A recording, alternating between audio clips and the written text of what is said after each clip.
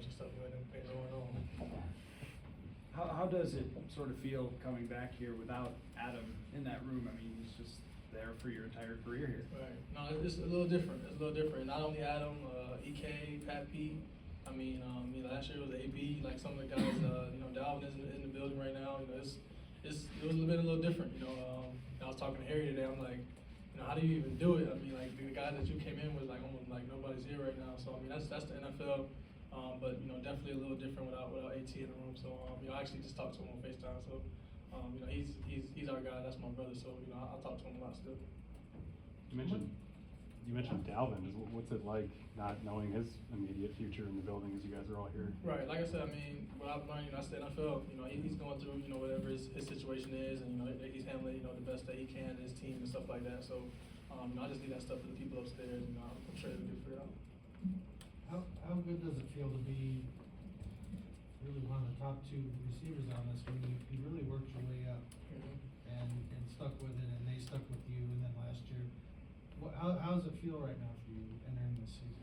It's at the end of the day, I'm blessed. I woke up this morning. If I'm being honest with you, I was almost like emotional. I'm going on year 4. I was a 5th round pick. Like a lot of people didn't think I was even going to be drafted or run 4.4. And there's all types of stuff. And I'm like waking up this morning. I'm like, wow. Like they say time flies, but I'm going on year 4. People didn't expect me to be here, and I still have a lot left in my young career. But it did feel good. What I'm saying, like that people believed in me. Going all the way back to the regime before, and then this new staff, and being stepping into a leadership role more throughout the team and things like that.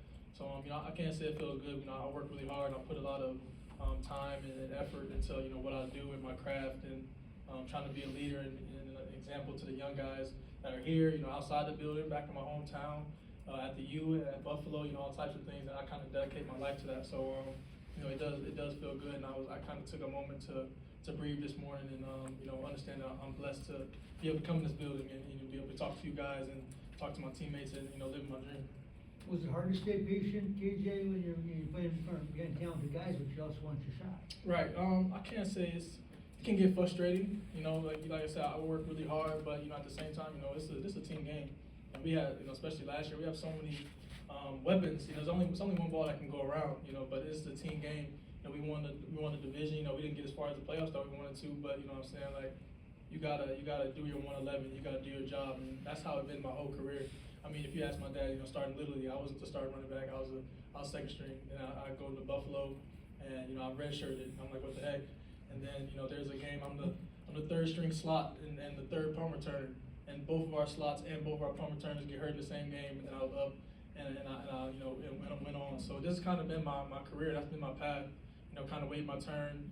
Grind it out. But I think like he asked me, that gives me a sense of appreciation. When I do get these roles, that I'm excited about this new role and things like that. So those things that I need. So do you look at this as your turn now that Adam's moved on and that spot will seem to be open? I do. If I'm being completely honest with you, I know it's an opportunity. I know there's stuff ahead. There we can still bring guys on and things like that. But at least I can say I'm excited about the opportunity. I think AT, he was an excellent example for me, and someone that I look up to. I've never seen AT have a bad day. And in college, I was more in a leadership role always, especially at Buffalo, and then for sure at Miami, it was a young group. So my first 3 years here, I wasn't really a leader like on the team or in the organization. I was learning, and a lot of those things that I learned was from Adam. Like I said, I've never seen him have a bad day, and sometimes as a leader, you can't really show a bunch of emotion because you got young guys like me, looking up to him and how he's carrying himself and his attitude, whether he liked the situation or not. And I think he did a really good job, being an example for me. So I'm excited about the opportunity. And what about the opportunity of playing with Justin? Just knowing what defenses tend to do with him and how that affects everybody else. Right. I mean, that's always fun. Playing with JJ. Our relationship has just continuously grown. Ever since we started training from the combine together. Hanging out, all the time, this off season, training together, just hanging out. So I'm really excited to be able to play alongside him. I know he get a lot of pressures, try to take some of that pressure off him. We got TJ and all these other guys, in this offense.